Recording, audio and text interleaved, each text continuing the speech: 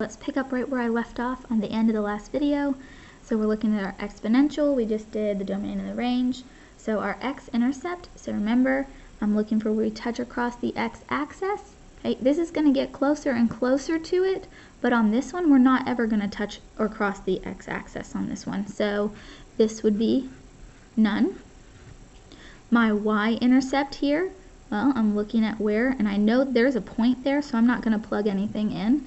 So this one said my y-intercept is going to be at 2, so that is at 0, 2, making sure you remember the x is going to be 0 because I'm not moving left or right, I'm only moving up 2. Okay, max or min, okay, what is the highest this graph will go? Well, it's going up forever, so there's not going to be a max. And here, what's the lowest it's going to go? Because it's going to keep going down forever and ever and ever closer to a number, we're not going to be able to say that there is actually a minimum because I'm not ever going to reach the asymptote of 0. I'm just going to keep getting closer and closer. So this is also going to be none. For this, remember we said an exponential is just a curved line. So similarly to how a line is either all increasing or all decreasing, that's what we need to look at. So is this exponential function, is it increasing or is it decreasing? So we can look at this and notice that it's going downward, or we can look at this b value and say, hey, remember that's between 0 and 1, so that means it's a decay function, which means it's decreasing.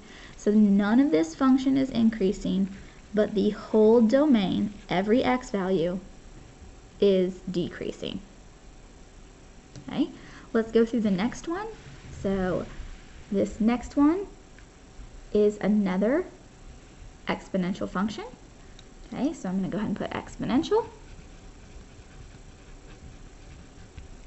The domain for this one, again, how far left? It's going left forever. How far right? It's going right forever. So negative infinity to positive infinity. The range is our y values, so this is how far down to how far up. So how far down? Well, this is getting closer and closer to this asymptote, so it will never ever touch this y value of 0, but it will go up forever towards positive infinity. Okay, now we have x-intercept. Are we ever going to touch or cross the x-axis here? Nope, so this is going to be none. Our y-intercept, notice that there's a point here, so we don't actually need to plug anything in, but do you know that number? Okay, well, let's double check. Our y-intercept is where x is always 0. So if I put a 0 in place of this x, we're going to get 1/4 times 2 to the 0 power. If you type that into your calculator, it's going to give you your answer, but something easy to know, anything raised to the 0 power is always a 1, so we get a 1/4 times 1, so that just means that my y value is a 1/4. Alright, so now let's ask ourselves about a max or a min. So what is the highest this graph is going to go? Well, it's going up forever, so I will never reach the top, so there is no max. How low will it go? Well, it's going to get closer and closer to my asymptote, but because it will never ever touch, it's just going to keep getting closer and closer. There will be none. Okay, is this function increasing or is it decreasing? So I can use my pencil to help me notice that this has a positive slope. Or I can look here at this b value and say, hey, that's greater than 1. So that means this is a growth function, which means this whole thing is increasing. So it is not decreasing, but the whole function from negative infinity to positive infinity is increasing. Okay, so let's just briefly talk about similarities between linears and exponentials.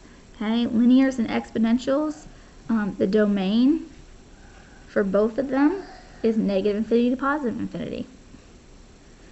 Okay, we always have a y-intercept. Okay, we don't always have an x-intercept.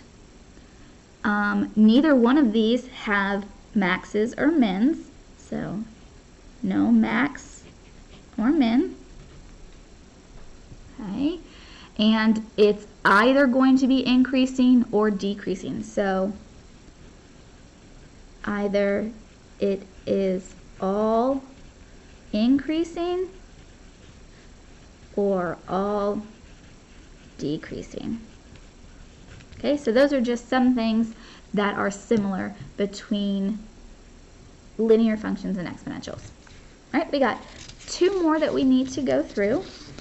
Okay, we talked about linears, we talked about exponentials. Now we're going to talk about, well, look at the shape. It's a parabola.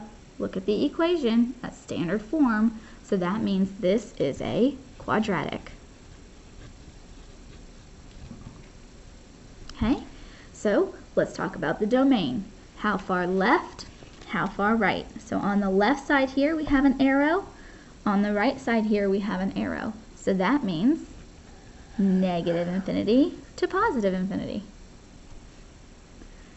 For the range, remember this is y's, so we're looking down and then we're looking up. So as I look down, the lowest this graph goes is the y value of 1.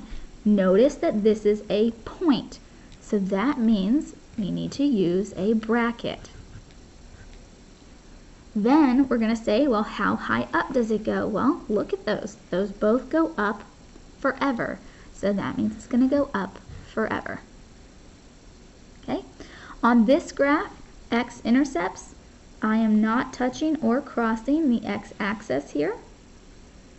Okay, so that means there are none for the x-intercepts. My y-intercept is where we're touching or crossing the y-axis. So I see right here it's crossing at that point, which is 0, 5. Again, if you want to plug a 0 in for x, you'll notice you'll get 0 plus 0 plus 5, which is going to give you your 5. Okay? Now, max or min. This is going to go up forever, so we won't have a max, but will we have a min? It's not going down forever, it's going to go down, and the lowest y value that we have is going to be this 1. So we actually have a min here, and it's going to be the y value of 1. Okay? Then our intervals of increase and decrease. So this is the most recent of the functions that we've done, so hopefully you kind of remember. Remember, with a quadratic, we have something called an axis of symmetry. It's this imaginary line that cuts the graph right in the middle. Okay? This one goes through the x value of -2. So that means my axis of symmetry is going to split my graph into two equal spots. Okay? The left side and the right side are mirror images of each other. But the left side has one kind of slope and the right side has another kind of slope. So the left side of this one has a negative slope and the right side of this one has a positive slope. So that means the interval of increase, I need to represent everything on the right side of the axis of symmetry. So the axis of symmetry is at -2, and then everything to the right is going to be all these x values going to the right. So this would be forever to the right, towards positive infinity. My decreasing interval is going to be the side that has the negative slope. So this is going to be everything on the left side of the axis of symmetry. So please be careful. I don't want to say -2 to -infinity because I always need to write this from smallest to biggest. So the smallest of this is going to be over here, -infinity, and it's going to go until the axis of symmetry at -2. Okay, let's look at the last example here. Okay, this one, you can see that it is still our parabola. Okay, this time it's opening down, so it's an upside down U. And if you look at this, this is vertex form. So I can see my vertex here. Okay, which is going to give me the 3, 8, which is that because we use the opposite sign here. Okay, so I know this is my quadratic because I see the vertex form and I see that it is a parabola. Okay, so let's talk about domain. How far left to how far right? Well, this is going to go forever left. This one's going to go forever right. So this is negative infinity to positive infinity. Okay, my range is my y's, so this is down and then up. So as we look down, it goes down forever. So that's negative infinity. And this does not go up forever. It only goes up to the y value of 8. So it's going to go up until the 8, and the 8 is a point, so we put a bracket on it. All right, now if we look for the x-intercepts, so I'm looking where we touch across the x-axis. So here I've got a point and another point. So this one has 2 x-intercepts. So it's going to intercept at 1, 0 and at 5, 0. Okay.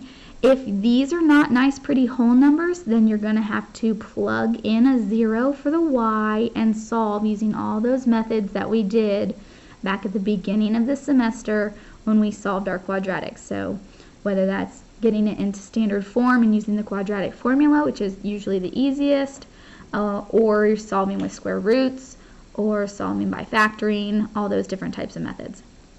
Okay, now my y-intercept, need to be very careful on something like this. I want to know where we touch across the y-axis, but Miss Roth, it doesn't look like we touch the y-axis, so I'm going to say none.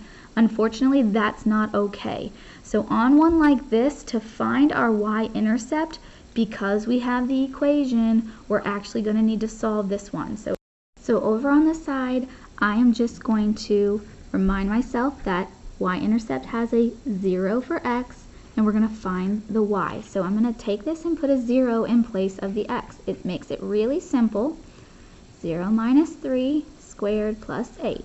So y equals negative 2 times negative 3 squared plus 8. All right, so y equals negative 2. Negative 3 squared is going to give me a 9. And then my plus 8. This is going to be a negative 18 plus 8, which gives us a negative 10. Okay, if you want, you can plug this into the table feature on your calculator and go where x is 0, and you will also get a negative 10. So either way there.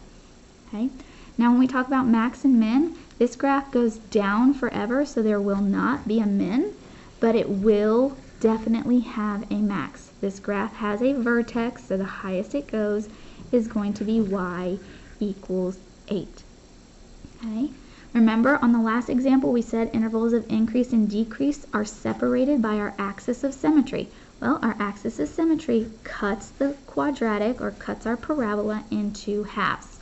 One half is going to have one slope, the other side is going to have another slope. So on this one, the left side is the positive slope, and the right side is the negative slope. Okay, so the left side of the axis of symmetry, which is here, is at x equals 3. So everything on the left-hand side is positive slope. Sorry, my children are talking in the background. So everything to the left of the axis of symmetry, so everything from negative infinity to 3, is going to be my positive slope side. Then everything on the right-hand side of the axis of symmetry is going to be the negative slope, the decreasing. Okay, so let's just wrap up quickly things that we see in common. They all had the domain that was negative infinity to positive infinity. Okay, they did not always have x-intercepts. The ranges were different. They always had a y-intercept. Okay, then nothing really else stayed the same because these ones actually had maxes and mins. And then the intervals of increase and decrease, these quadratics actually had both. So the only thing that really stayed the same were those things. Everything else kind of changed. So kind of keep those things in mind. If you have any questions, please reach out to me.